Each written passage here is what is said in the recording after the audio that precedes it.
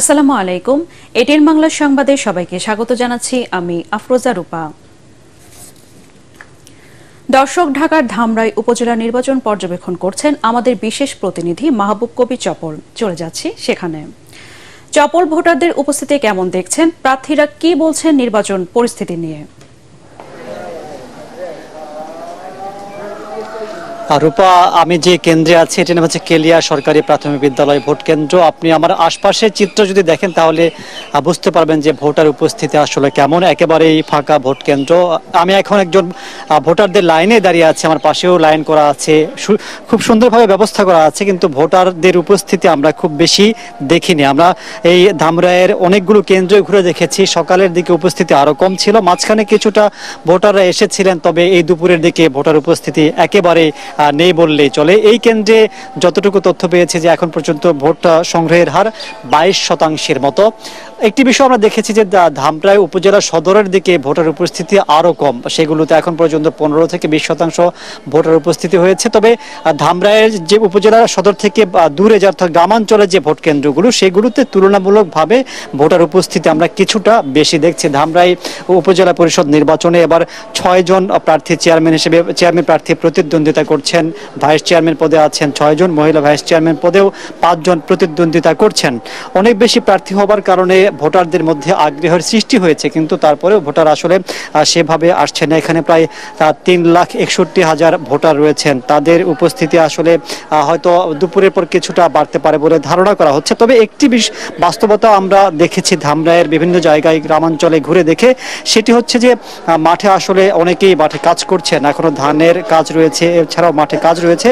তারা যেটি বলছেন যে তাদের এই কাজ শেষ করতে, অর্থাৎ যেহেতু প্রচন্ড গরম, এই গরমের মধ্যে তাদের মূল যে কাজটি সেই কাজটি আগে শেষ করতে চান, তারপরে যদি সময় পান, যেহেতু 4টা পর্যন্ত সময় আছে, তারপরে যদি সময় পান তাহলে তারা ভোট কেন্দ্রে আসবেন। তবে অনেকে আবার এই ভোট নিয়ে খুব একটা আগ্রহ দেখাচ্ছেন না। তারা কারণ হিসেবে যেটি বলছেন যে যারা অংশ নিয়েছেন সবাই সরকার দলীয় প্রার্থীর সমর্থক, এছাড়া বিএনপি নির্বাচনে আসেনি। তারপরেও উপজেলা পরিষদের যারা চেয়ারম্যান ভাইস চেয়ারম্যান নির্বাচিত হন তাদের মাধ্যমে সাধারণ জনগণ যে খুব বেশি কাজ পান বা কাছে পান সেরকমও খুব একটা তারা বলছেন না। সব মিলিয়ে ইউনিয়ন পরিষদ নির্বাচনে যেমনটা আগ্রহ থাকে এই নির্বাচনে কিন্তু ওই রকম আগ্রহ নেই। তবে শেষ পর্যন্ত কত শতাংশ ভোট পড়ে হয়তো 4টার পরে আমরা বলতে পারবো।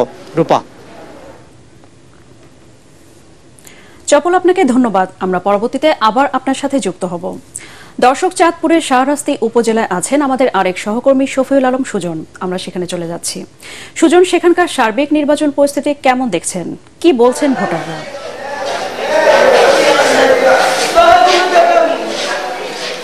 রূপা, সার্বিক পরিস্থিতি যদি বলতে চাই, আসলে সকাল থেকে আমরা বিভিন্ন কেন্দ্রে ঘুরেছি। এই কেন্দ্রগুলোতে কিন্তু ভোটার উপস্থিতি তুলনামূলকভাবে অনেক কম।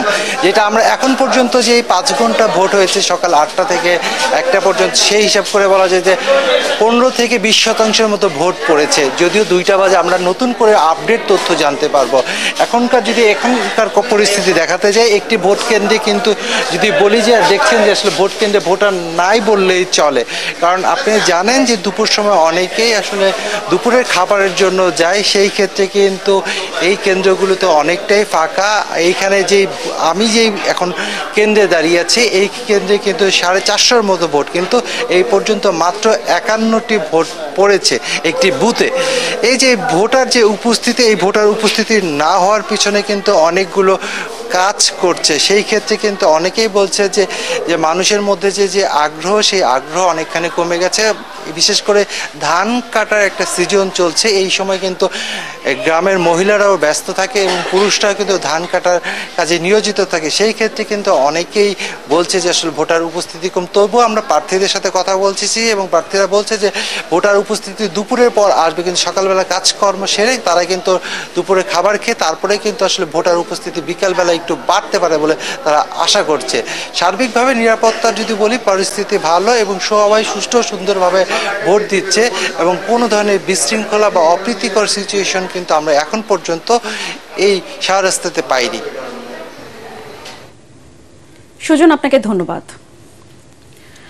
অস্ট্রেলিয়ার পররাষ্ট্রমন্ত্রী পেনি ওং 2 দিনের সফরে সকালে ঢাকায় পৌঁছেছেন। এ সফরে দুই দেশই বাণিজ্য সম্প্রসারণে বিশেষ জোর দেবে বলে জানা গেছে।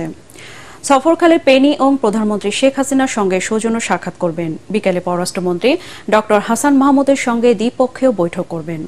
এছাড়াও স্বরাষ্ট্রমন্ত্রী আসাদুজ্জামান খান কামালের সঙ্গেও তার বৈঠকের কথা রয়েছে। বুধবার কক্সবাজারে রোহিঙ্গা ক্যাম্প পরিদর্শন করবেন অস্ট্রেলিয়ার পররাষ্ট্রমন্ত্রী। 3 দশকের মধ্যে অস্ট্রেলিয়ার কোনো পররাষ্ট্রমন্ত্রীর এটি প্রথম দ্বিপক্ষীয় ঢাকা সফর।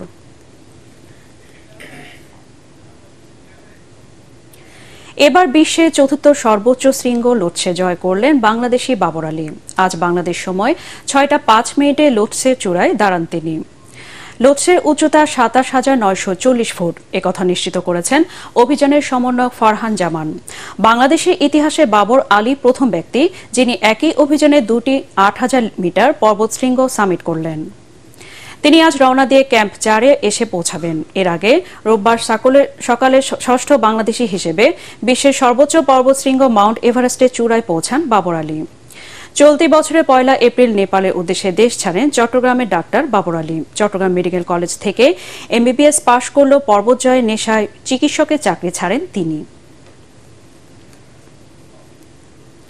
ভারতে পাচার হওয়া 8 বাংলাদেশি নারী বিভিন্ন মেয়াদে সাজা ভোগ শেষে বিশেষ ট্রাভেল পারমিটের মাধ্যমে গতরাতে বেনাপোল চেকপোস্ট দিয়ে দেশে ফিরেছে। ভারতে Petrapole immigration police Benapole immigration পুলিশের কাছে হস্তান্তর করে। এই নারীদের বয়স 18 থেকে 35 বছরের মধ্যে। তারা সাতক্ষীরা, নড়াইল, নওগাঁ, খুলনা, মাদারীপুর ও নরসিংদী জেলার বাসিন্দা। এর মধ্যে 8 নারীকে বেনাপোল পোর্ট থানা থেকে NGO সংস্থা জাস্টিস অ্যান্ড কেয়ার এবং রাইটস যশোর তাদের পরিবারের কাছে পাঠাবে। খেলার খবর। 3 ম্যাচ সিরিজের প্রথম T20-তে আজ যুক্তরাষ্ট্রের মুখোমুখি হবে বাংলাদেশ। হিউস্টনের গ্র্যান্ড পেরি স্টেডিয়ামে খেলা শুরু হবে বাংলাদেশ সময় রাত 9টায়। বিশ্বকাপের আগে এই সিরিজ দিয়ে নিজেদের প্রস্তুতি সারবে ক্রিকেটাররা। একই সাথে নির্বাচকরাও তাদের সেরা একাদশ বাছাইয়ের সুযোগ পাচ্ছে। ঢাকায় সবশেষ সিরিজে জিম্বাবুয়েকে 4-1 ব্যবধানে হারালেও ব্যাটিং নিয়ে অস্বস্তি রয়ে গেছে চন্ডিকা হাথুরু সিংহের দলের। বিশেষ করে লিটন দাসের পারফরম্যান্স হতাশ করেছে। ফর্মে নেই অধিনায়ক শান্ত, তাই সেই হতাশা থেকে বের হতে চাইবে টাইগার ব্যাটাররা।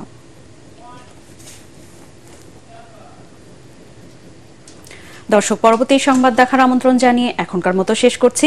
ATN বাংলা সংবাদ ইউটিউবে দেখতে ব্রাউজ করুন youtube/ATN বাংলা নিউজ। ধন্যবাদ সবাইকে।